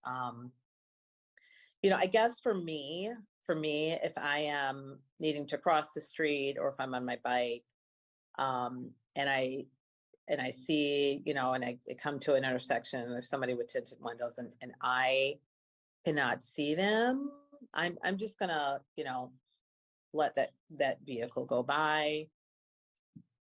I'm gonna wait until that vehicle crosses. If I don't really know, it's so, you know, like, do you know, does that make sense? Yeah, no, I understand. That's what I do, but I just, you know, in the interest of pedestrian, you know, ease of being a pedestrian, that's something that could make it harder to be a pedestrian. But this is also an offense that, you know, an officer could ticket a vehicle when it's parked, right? It's obvious the vehicle doesn't have to be moving, like as is the case with loud exhaust. Yeah, I mean, you know, right, it yeah, doesn't. right. It does. Yeah, the vehicle doesn't need to be moving, being driven for this offense to be noticed and cited. You know, it can be something, yeah, right. But I just wanted. Yeah, correct. It does make it harder to be a pedestrian. That's all I'm trying to say. Yeah, I mean, I am not saying yes in agreement to that. I'm listening. I hear you. I mean, I as somebody who, you know, I've lived here for a long time, my entire life. I walk a lot, I bike, you know, when, you know, even with our, you know, the newer, some of these yield signs that are just you know, this is my observance, when people come from out of the area, they don't know they don't know that they have to like yield and stop. I, as a pedestrian, like, I wait until, if I don't know if that car can see me, or if I can't really see them, if there's something for some reason that I can't see them and I'm therefore not sure what they're going to do next, I exercise, I err on the side of caution, if that makes sense. You know, and again, in tinted windows, I mean, that one there's huge disparities with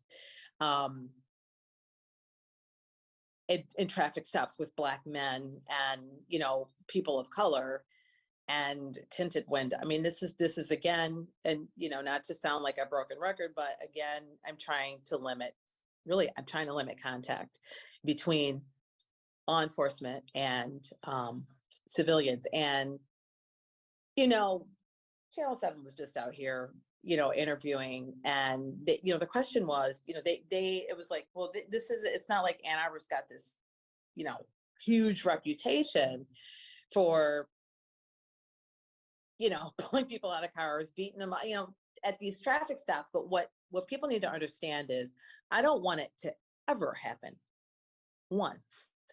I'm trying to prevent something from happening one time.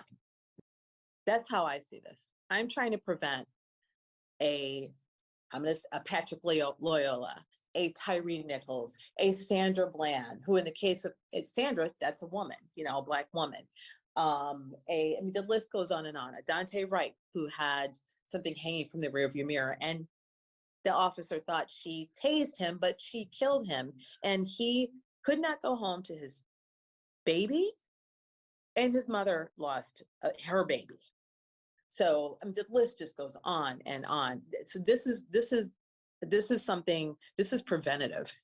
This is something I'm trying to prevent from happening. I'm simply trying to limit contact between law enforcement and people that look like me. People that live here, that work here, that visit here.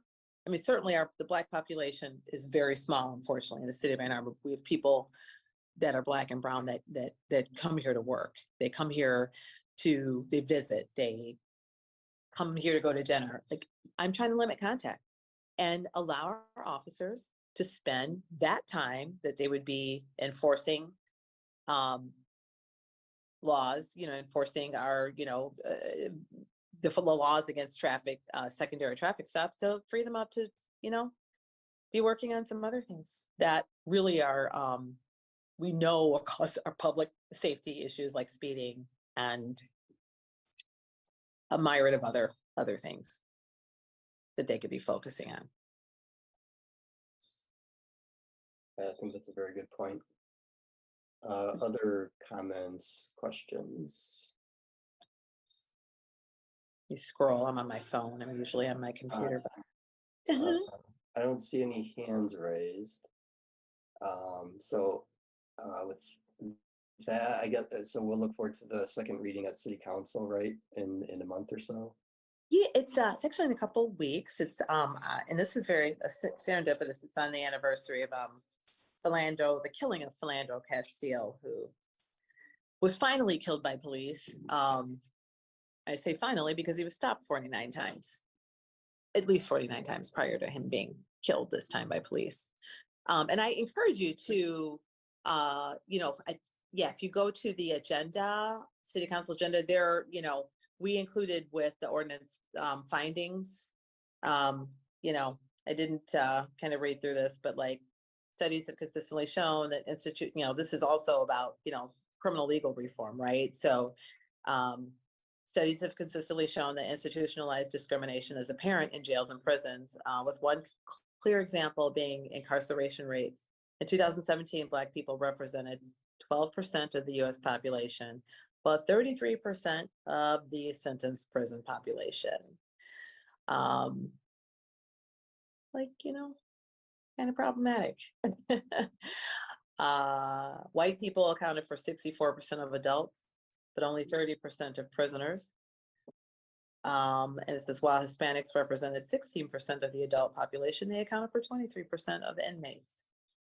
I also will, since you guys haven't seen it, let me just give you another stat here, data point. The FBI Uniform Crime Report data indicates that Black citizens are 5 to 8 times more likely to be arrested for nonviolent offenses than white citizens in Washtenaw County. Another stat here, according to a 2020 study from the University of Michigan, Rutgers University, and Washington University, police use of force is the 6th leading cause of death for young Black men. So for mothers like me, I want you to kind of put yourself in my shoes for a minute. This has caused health issues for me. I am terrified all of the time when my son is behind the wheel. When I know he's going to class, or I know he's going to work, or I'm just like, or if he calls me when I know he's like driving, because I've been on the end of him calling and Mom, the police are behind me several times. Mom, the police just pulled me. I mean, I just want you to it has caused major health issues for me. This is a real harm that Black and brown individuals live with daily. And if I could if I can take that harm and that public health emergency away from individuals by bringing this to City Council and hopefully, having City Council, pass this, that would be, for me, that would be a real huge win for me. Limiting secondary traffic stops reduces harmful racial disparities. The harms of traffic stops are not equally felt. More than a quarter of people killed in traffic stops are Black, despite Black people making up only 12% of the population across the United States. So the findings are in there. I think the findings are listed. Dharma, are they? Are the findings? I think I'm sorry, what? I don't remember seeing the finding. I can't remember. Are they not? Are they?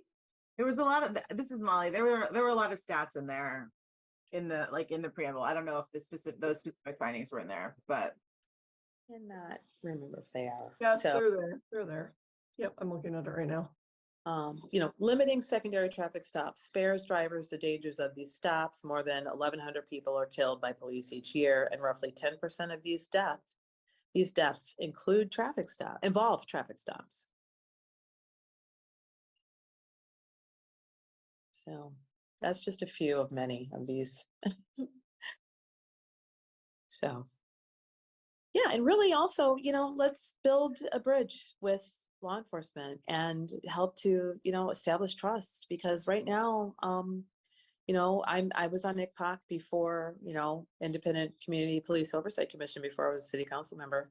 We hear this kind of stuff. There's a distrust in, police, and they're aware of that. The chief is aware of that. They're working, they're, trying things and trying to be in the community and things, but trying to build a bridge here between the community and law enforcement, and, trying to establish some trust there, because it's not right now, it's not there for our office, largely for law enforcement. I mean, George Floyd, I just go on and on, I don't want to be able to sleep at night. I want to be able to sleep at night when, I know my son might be out late, or, just my husband is coming home late from work. It's just so.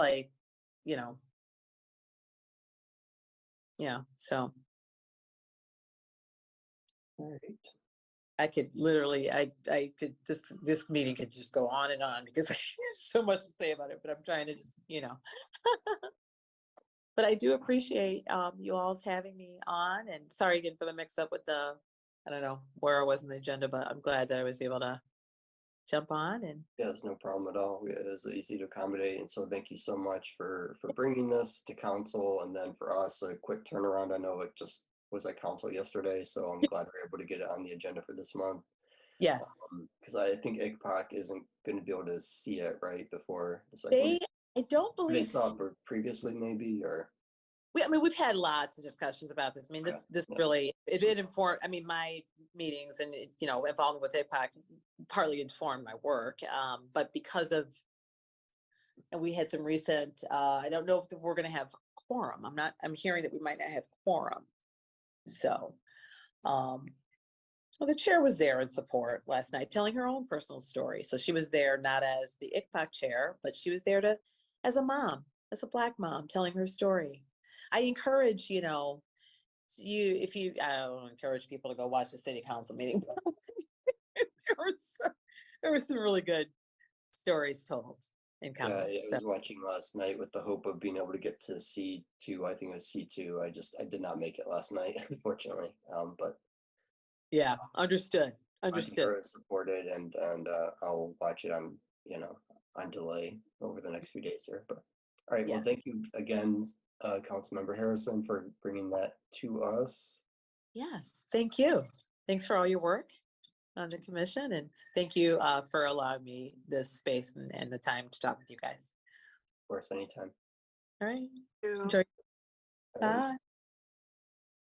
Now moving on to where we communication section. So staff report and updates. You've received a staff report providing project updates with your agenda materials. It also includes a new report from the Police Department of citations issued for blocking bike lanes. So take a look at that if you haven't seen it yet. I think it's useful. It shows where the citation occurred, so you can see where that's been acted. I think the report that's there is from December of 2022. But now, Cyrus, if you could review highlights of these documents and answer any questions. Thank you, Brett. So just briefly on the bike lane citation document, it's not actually, I don't have a lot more insight than I think you probably have about it, other than it's been updated, and from what I observed, I think there's been 13 violations in May. But as you said, I think the not just when they occurred, both in especially in the calendar, but also where they're occurring is informative for the commission standpoint and from staff perspective as well. So I'll leave it there, and all right, I guess I'll open it up since there's a question here. Peter. Yeah, I'm just curious about the process for residents or citizens to report blocked bike lanes or people parking in the bike lanes. We had talked about variously, some ideas have been proposed, like being able to take a picture and submit that to police for further action. And I'm just wondering when that process is going to be defined. And if we don't have the answer tonight, that's cool. But could we consider bringing it for a future topic?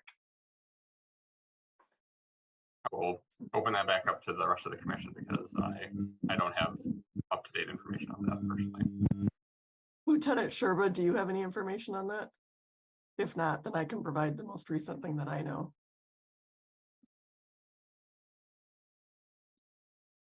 Councilmember Ackerman, if you can go ahead, and if there's anything further, I guess I can add to it.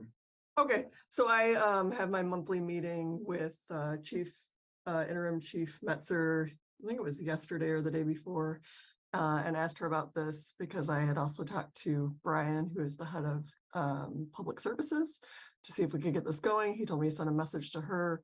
So she's basically working on it, is going to get back in touch with me. I just think there's been some questions about whether to issue a ticket and what would be needed to issue a ticket versus issuing a letter and then just defining a process.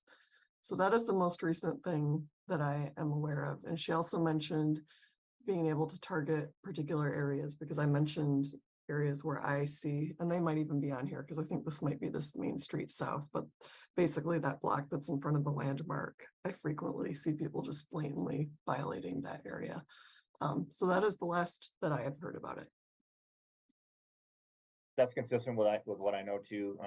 And also the 400 and 500 block of South Main are, I think, our worst offender locations. And I noticed that right there at Madison, there's a new building on the west side of the road that's probably going to exacerbate the problem with cars in front of there, I would guess.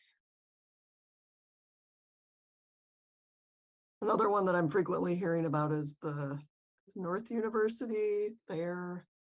And I think that maybe the university buses use it as a stop, which is something that I think I'll bring up to Raymond and Brian in my coming meeting with them. But I did kind of wonder, Pete, I don't know if you had anything else. If so, I'll let you go first because I had a different question.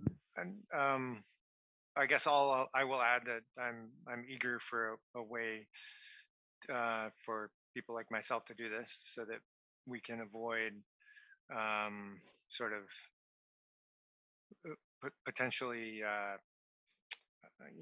so we can avoid interactions between cyclists and people who are parked in the bike lanes. And what I'm hearing about now and even have witnessed is that there have been some altercations between cyclists and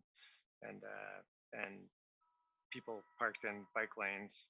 And I would rather that there was a non-confrontational way to do that, to just turn it over to the police who are, experts in dealing with that.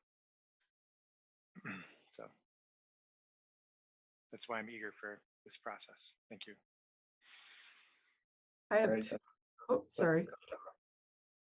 I have two questions. Number one, is there any way in this chart or in the data to know whether the citation was the result of someone reporting it in with the non-emergency number versus something that was found just on a patrol by community standards? As of right now, there's no checkbox or anything like that that would Okay. make that delineation. I mean, I Okay. think that potentially we could add a box. Was this self-initiated or dispatched? I I think was that more could be just curious. Yeah. Second question was something that I think Cyrus kind of alluded to, which is how does staff see this? How would you potentially use these data? Yeah, it's a pretty new data set, I think, for us to use in terms of quantitative. I think as has already been discussed, we already have some. We're already aware of anecdotal observations and referrals for problem spots. So I don't really have a set answer on that. I mean, I think a lot of it is maybe putting some level of quantitative data to what we have been hearing and observing. In terms of acting on it, I don't really have a clear solution of what will be done at some of these locations, other than, like I said, just knowing that there's some quantitative backup to the qualitative observations. But Are all of the spots slated to get the vertical delineators? Yeah, that's what I was just going to transition to that. I think some of that depends on the facility, right? So these South Main Street ones are all sections that have enough buffer width to allow for that. I mean, I have that report open, but I navigate off the window. That's not necessarily the case for all these. I mean, especially for some of them, I don't know for sure where on Catherine and North University these are, but wagering a guess that if they're in the existing cycle track, then that's it's tough to engineer a solution set to. Not to say it's impossible, but it's most of the engineering work that would have been done to prevent that from happening has happened. So I think there's no real procedure yet for how to use this data, because it's still relatively, I guess, new in terms of how I've come to know it. So, but I think it's really, like I said, putting a little bit of numbers behind what we've heard, and we also understand that it's not comprehensive at all. There are obviously occurrences where someone is in a bike lane but aren't cited for for various reasons, right? So I think it's an evolving conversation, but it's, at the very least, it's, like I said, it's just putting some numbers behind what we've been hearing, so. Right. So I encourage everyone to look through the staff updates or the project updates. If you have any questions or comments, send an email to Raymond and or myself, or we can cover them next month when Raymond's back. Moving on to liaison reports. So any commissioners who specifically serve as a liaison to another body or organization are invited to provide brief reports and updates. Anybody? Okay, looks like Larry. Oh, Larry's still there. I'm not sure if, if there are no liaison reports, then move on. All right. Commission member communications. All commissioners are invited to provide reports and updates. I'd also like to take a moment to reopen a conversation about the crosswalk design guidelines. Staff shared information on the crosswalk design guidelines back in March, but there has been some ongoing mention of this topic amongst some commission members since that presentation. But it's up to us as the commission to identify what we want to do next, if anything, with this. Now, if anyone wants to briefly take some time to identify any outstanding issues or questions we have, you can, we can talk about that very briefly now, or maybe send an email. What I'm getting at here is that, we can decide if we think it's necessary to have a subcommittee about the crosswalk design guidelines. Since this was presented to us in March, that's the city presenting what they do. But if the commission wants to take any different kind of action, maybe it's just a few questions we have and we can route those to the right people at the city. But if it's more about a desire to change or modify those or direct the city staff to do something different, then maybe a subcommittee is something that needs to happen. So that's kind of why I'm bringing this up again, to get people's thoughts on that. So Dharma? Yeah, I guess I just wanted to bring up the thing that the caller at the beginning brought up in public comment, which is, and I don't think this warrants having a whole subcommittee.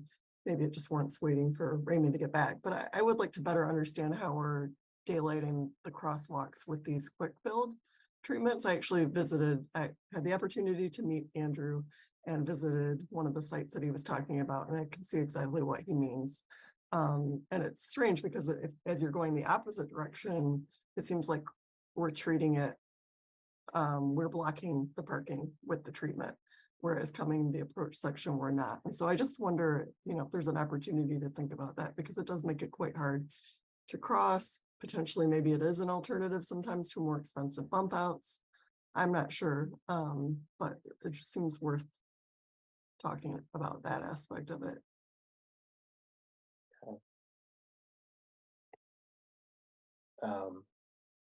Anyone else have any comments or questions? And of course, you can always email specific questions about the guidelines to us. Peter? I did have some critiques of our crosswalk design guidelines in March that I shared during the meeting, and I would be happy to deep dive those on a committee if we form one. I am in favor of having a committee to review our crosswalk design guidelines. Okay. Well, this is the kind of the input that I was looking for here to get people's thoughts on that. Peter, do you think you could maybe put in an email with the bullet point, points that you wanted to make about the guidelines? Is it something easy to summarize and something that we can assess whether or not it's something that we can or should go forward on a subcommittee? Okay, I will send that to you. And actually, I don't think I have your email address, but I'll get it to Oh, Raymond and ask him to share. Yeah, or just send it to the commission in general. It'll go to Raymond and Megan and myself will get it, so.